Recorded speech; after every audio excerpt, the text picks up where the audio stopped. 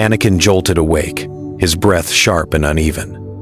The light of Mortis had faded, but its shadow stayed with him. The sun's vision replayed in his mind, burning temples, Padme gasping for air, and his own face twisted in rage beneath a black mask.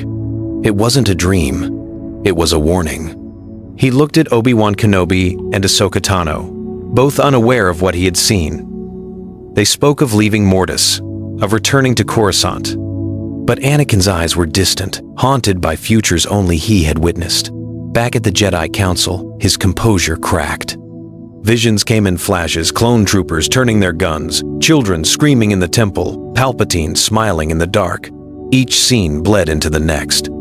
He told himself he could stop it, that he could rewrite destiny. So he trained harder. He grew suspicious of the Chancellor, of the Jedi, of the Force itself. His choices became sharper, colder. He justified them all for Padme, for peace, for control. Late at night, he stared at her across the Coruscant skyline. "I won't lose you," he whispered. The same words that, in another future, marked the beginning of the end. But now, the timeline had changed. The fear came earlier. The doubt ran deeper. And every attempt to stop the vision only made the darkness within him stir sooner. As thunder rolled across the city, Anakin closed his eyes and reached into the Force.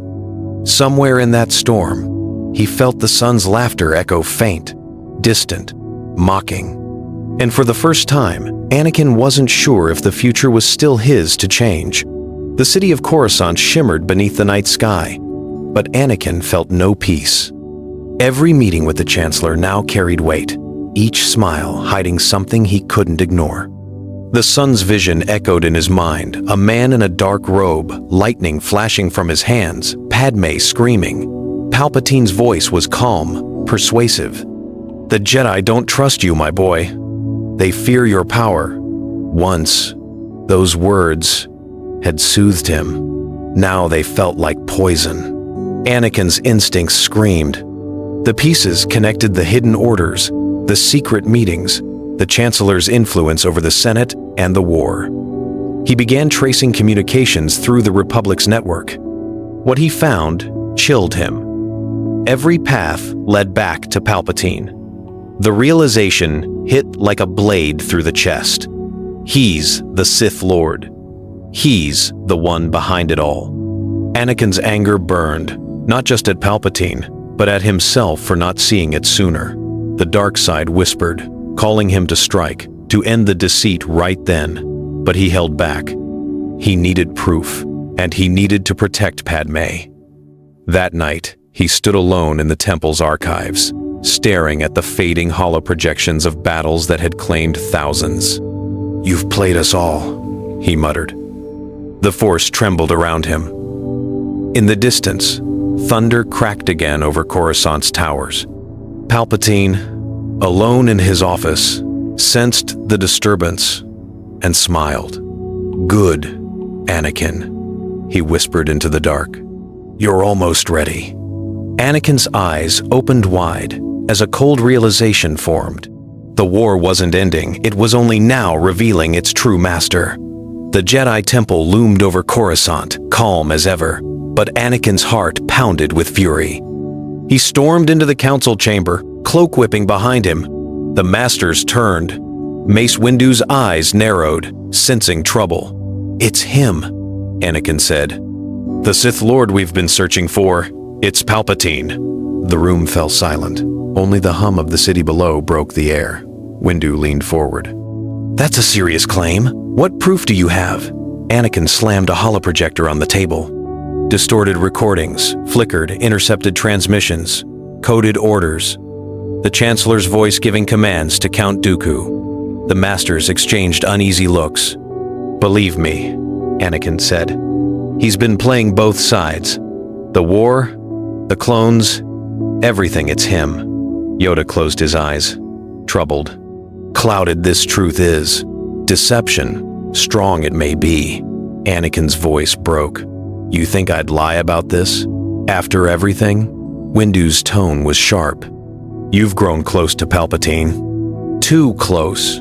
If this is true, your judgment could be compromised. The accusation hit like a blade. The Council still didn't trust him. Not after Mortis, not after Geonosis, not ever. His fists tightened. You're making the same mistake again. You'll wait, debate, and by then, it'll be too late. Yoda's gaze softened. Patience, young Skywalker. Anakin turned away. I've had enough patience. As he left the chamber, the tension cracked like lightning. Behind him, Windu whispered, "If he's right, the Republic's already lost." Anakin stopped at the temple doors, the wind roaring outside. In the distance, Palpatine's office glowed across the skyline, a beacon of power and lies, and Anakin knew what he had to do next. In the Chancellor's office, darkness settled like smoke. The once calm hum of Coruscant felt different tonight. Palpatine stood by the window, his reflection fading into the city's glow. Behind his eyes, Darth Sidious stirred.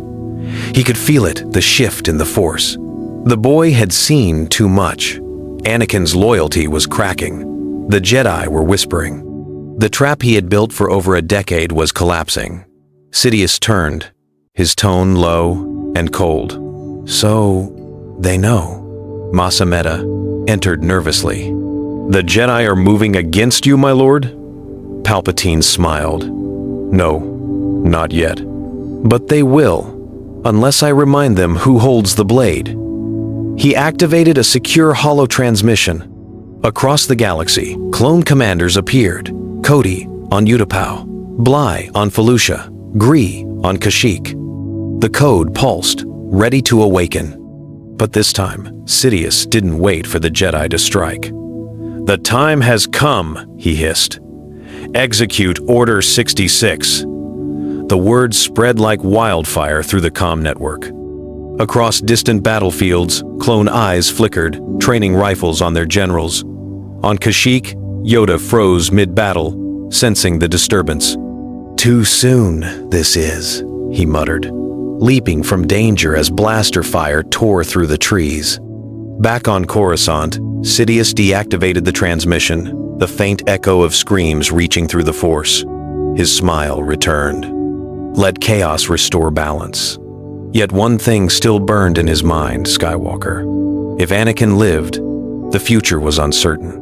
If he turned, everything could still be saved. As the city erupted in alarms, Sidious whispered into the storm, "Come to me, my apprentice, or fall with them." The game had changed, and the galaxy was already burning. Sirens wailed across Coruscant. The Jedi Temple shook under distant explosions. Anakin ran through the halls, his comlink buzzing with static. "Captain Rex, respond!" A faint voice crackled back. "General, something's wrong. The men, they're acting strange." Anakin's pulse quickened. He reached the communications room, slicing into the clone command network. A coded signal blinked in red, spreading through every battalion in the galaxy. Order 66. "No," he whispered. "He's already done it." Anakin slammed his hand on the console and opened a direct link to Rex. "Listen to me carefully. Don't execute the command. It's a trap. It came from the Chancellor. He's the Sith Lord." Rex hesitated, confusion in his voice. "Sir, that's impossible. Check your inhibitor chip. You feel it, don't you? That pressure in your head?" There was silence, then a gasp. "You're right. It's real. It's in all of us." Anakin moved fast. Using the Force, he transmitted a wave across the central network, disrupting the command's activation signal.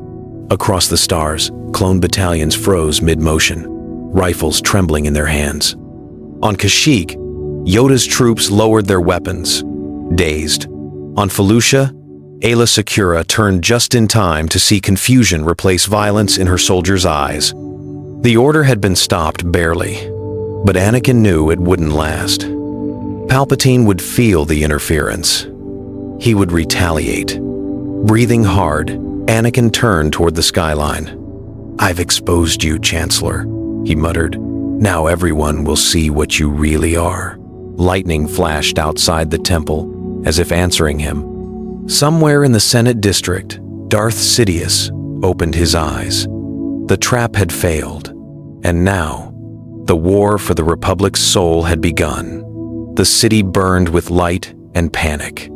Broadcasts spread across every channel the Chancellor exposed as the Sith Lord behind the war. Inside the temple, the Jedi moved with purpose, their long silent order rising once more. Anakin stood before the Masters, lightsaber in hand. "He's in the Senate building. This ends tonight." Mace Windu nodded grimly. "Then we strike together." The assault came fast. Dropships roared through the Coruscant skyline. Clone squadrons now free of Sidious's control joined the Jedi, storming the Senate district. Inside the Great Hall, Palpatine waited, cloak drawn, voice calm. "So, the traitor brings his army to me." His eyes flickered yellow. "You think you've won?" Anakin's reply was sharp. "Your war is over." With a snarl, Darth Sidious unleashed a storm of lightning, cutting through ranks of clones and guards. The Jedi deflected, pushing forward through the blinding light. Yoda and Windu advanced from opposite ends, blades crossing against the Sith Lord's fury. The battle shook the Senate floor. Statues shattered, benches erupted.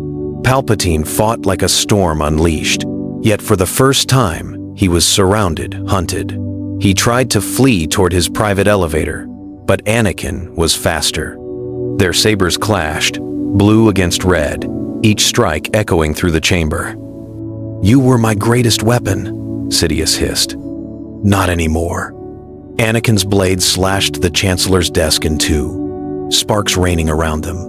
The Dark Lord staggered, cloak burning, cornered by the very Republic he once ruled. Windu raised his saber. "It's over, Sith." But before the final blow could fall, Sidious smiled a broken, dangerous smile.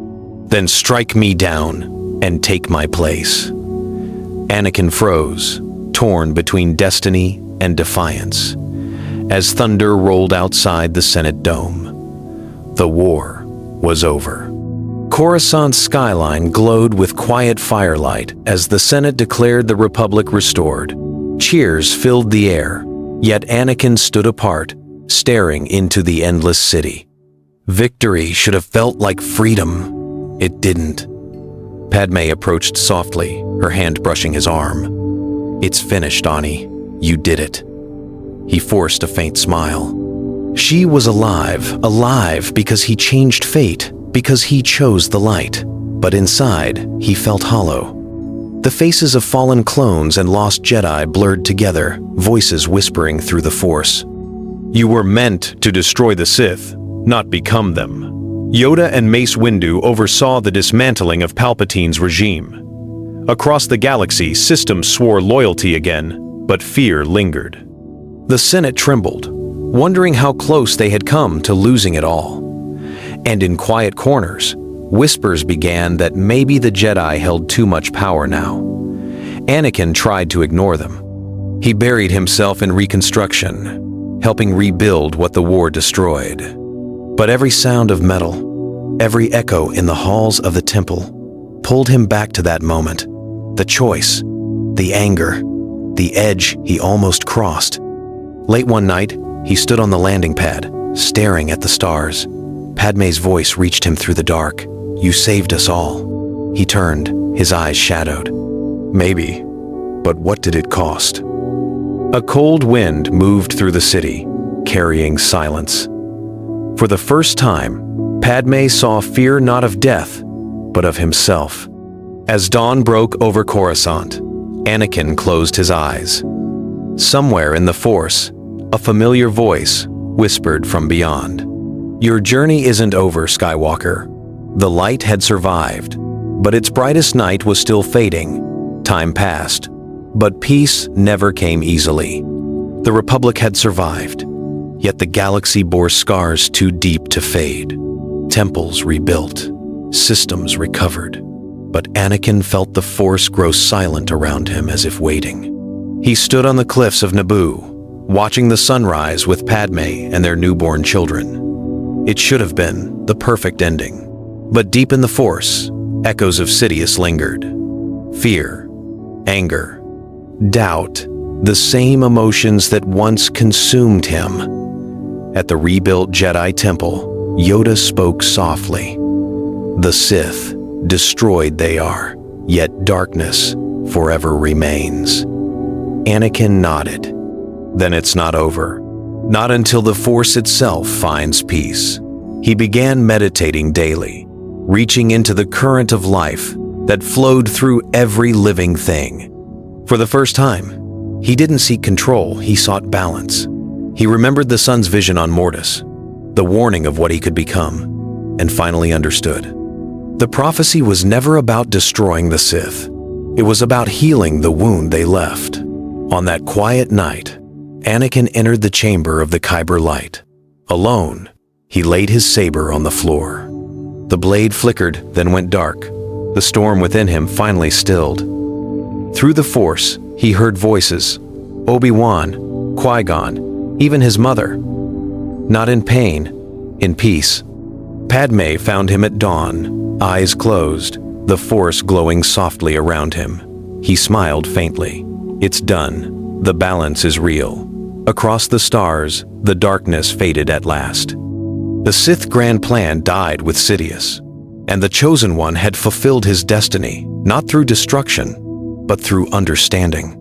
And so, the legend of Anakin Skywalker became the story of how balance was finally restored forever. The galaxy was quiet, but not silent. On distant planets, soldiers returned to their homes, farmers tilled scarred fields, and children played among the ruins of old battlefields. Coruscant still bore marks of fire and destruction, yet life persisted. Rebuilding was slow, but hope began to take root. Anakin Skywalker moved among the people and the Jedi alike, carrying a new purpose. No longer just a warrior or a savior, he became a teacher, a guide for the next generation. Younglings trained under his watch, learning not just the ways of the Force, but the lessons of restraint, patience, and understanding. He taught them that balance was not about victory over enemies, but harmony within oneself. Padme stood beside him in these efforts, helping rebuild civic structures and ensure that the Senate served the people again. She smiled often, but Anakin knew the shadow of the past lingered even in her eyes. The galaxy had survived, but the memory of Sidious and the Clone Wars left deep, invisible scars. Anakin often walked alone to the cliffs of Naboo, watching the sun rise over the waters he had once known as a boy. Each morning he felt the Force in subtle ways, the hum of life in the grass, the ripple of air over the lakes, the soft stir of currents in the energy between all living things. He could feel the darkness fading, but he also knew it would never disappear completely. It was a part of the balance, as necessary as the light. One evening, he meditated at the chamber of the Kyber light once more. His saber rested beside him, dark and silent. He reached out into the Force, sensing distant systems, the recovery of planets, the peace and the struggle intertwined. He heard voices new and old guiding, laughing, crying, learning, and for the first time, he felt that the galaxy itself was listening to him, as he listened to it. Yet even in this calm, Anakin knew challenges would come. New threats, old grudges, and the stubborn fear of darkness would rise again. He accepted it, not with despair, but with resolve. The galaxy had survived Sidious, but survival alone was not enough. It needed vigilance, wisdom, and courage, the qualities he would instill in the Jedi he now led. Padme found him at dawn, watching the sky ablaze with color. "Do you ever feel afraid?" she asked softly. Anakin turned, eyes reflecting the light of the rising sun. "Only that we forget what we've learned. But as long as the Force flows through us, we will remember." Across the stars, systems began to rebuild, governments reformed, and the Jedi walked among the people as guardians, not rulers. And Anakin, the chosen one, stood at the center not as a weapon, but as a symbol of balance, a living bridge between the light and the shadow. The galaxy's story had changed forever.